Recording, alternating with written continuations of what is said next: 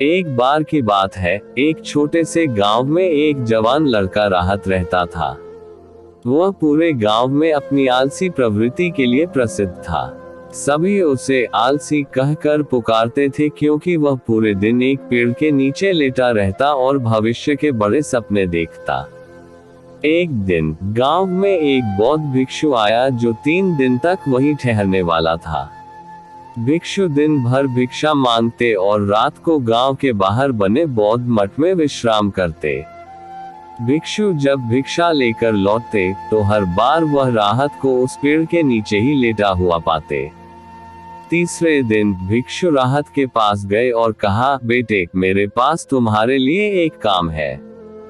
मैं चाहता हूं कि तुम पहाड़ी के शिखर तक जाओ और वहां से मेरे लिए एक विशेष पंख लेकर आओ। राहत ने पेड़ के नीचे लेटे लेटे ही सिर उठाया और पहाड़ी की ऊंचाई को देखा।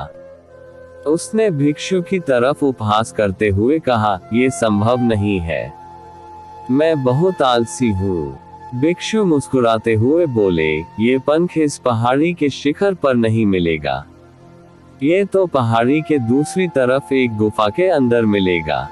लेकिन ये कोई साधारण पंख नहीं है, यह एक अद्भुत और सुंदर पंख है जो रोशनी बिखेरता है।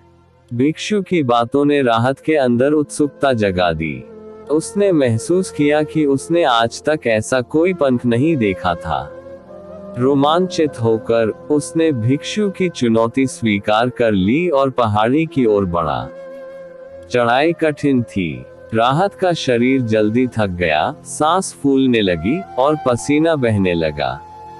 लेकिन जैसे जैसे वह ऊपर चढ़ता गया, उसे खुशी और उत्साह का अनुभव होने लगा। जब वह अंततः शिखर पर पहुंचा तो वह पूरी तरह से थक चुका था, लेकिन आत्मसंतुष्टि की भावना से भरा हुआ था। शिखर से नीचे देखने पर उसने एक मनमोहक दृश्य देखा, लेकिन असली चुनौती अभी बाकी थी। उसे पहाड़ी के दूसरी ओर उतरकर गुफा तक पहुंचना था।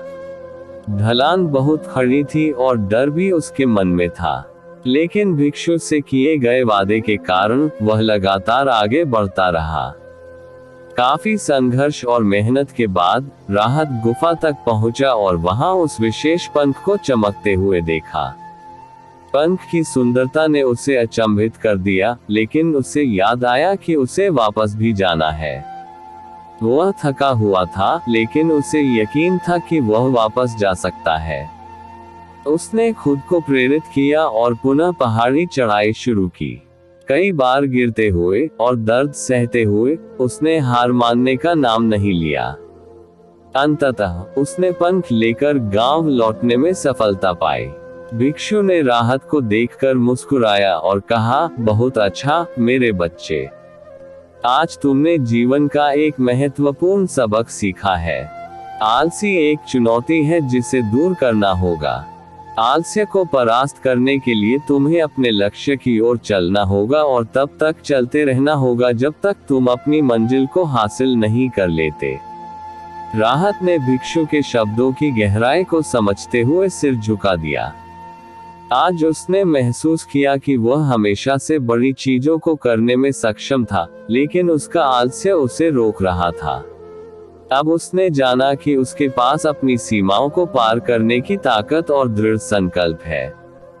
भिक्षु ने उसे आशीर्वाद दिया और गांव छोड़ दिया। इस कहानी से सीखने वाली बात यह है कि जब हम असंभव लगे पर भी अपने लक्ष्य की ओर बढ़ते हैं, तब हम अपनी भीतर की ताकत और संकल्प को खोज सकते हैं। आलस्य पर काबू पाने के लिए हमें खुद को चुनौती देनी चाहिए और महत्वाकांक्षी लक्ष्य तय करने चाहिए।